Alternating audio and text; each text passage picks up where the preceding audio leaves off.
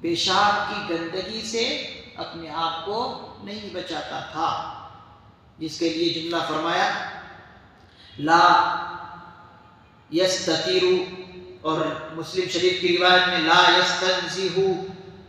تو اس قسم کے سارے جملے آئے ہیں، لا تستتر، لا یستنزہ، اور ایک روایت میں صحیح بخاری میں ہے لا یستبرئ، کہ پیشاب کے چھینٹوں سے بچتا بھی نہیں تھا اور پاک صاف بھی نہیں رہتا تھا، اور اس پاکی صفائی کا بھی صحیح خیال نہیں کرتا تھا. اس کی وجہ سے اس پر عذاب قبر ہو رہا تھا. تو معلوم یہ ہوا پیشاب کے قطروں سے نہ بچنا اور احتیاط نہ کرنا یہ قبر کے عذاب کا ایک سبب ہے. اس پہ غور کرنا ہے کہ ہم آج کیا ان چیزوں سے بچ رہے ہیں. چغل خوری بھی آج ہماری عادت ہے، اور پیشاب کے چھینٹوں سے نہ بچنا بھی ہماری عادت ہے.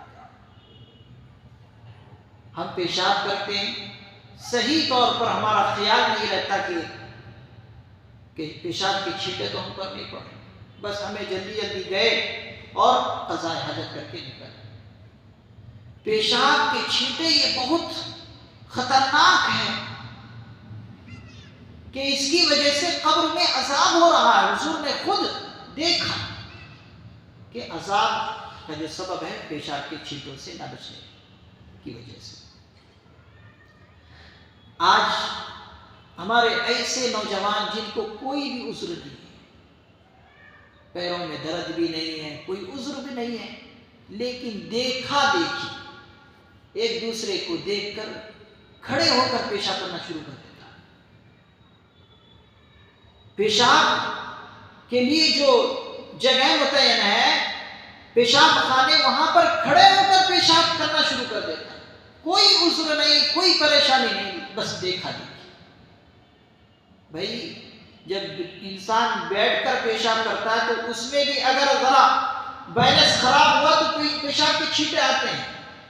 تھوڑے سے بیلنس کے خرابی کی وجہ سے پیشاب کے چھینٹے کیسے پڑ جاتے معلوم نہیں ہوتا. تو جو انسان کھڑے کھڑے پیشاب کر رہا ہو اس پر کتنے چھینٹے آتے ہیں. لیکن ہمارے نوجوان نہیں بچتے، اور خود تو وہ گناہگار ہے ہی.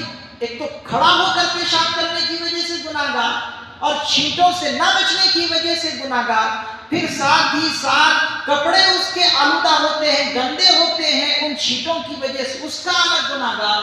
پھر جو ادھر سے ادھر گزر رہے ہیں ان کے اوپر بھی چھینٹوں کے آنے کا اندیشہ، اس کا گناہ. لیکن بے دھڑک کرے جا رہے، کوئی فکر نہیں. تو یہ بہت بڑی بے احتیاطی ہے، اس سے انسان کو بچنا چاہیے.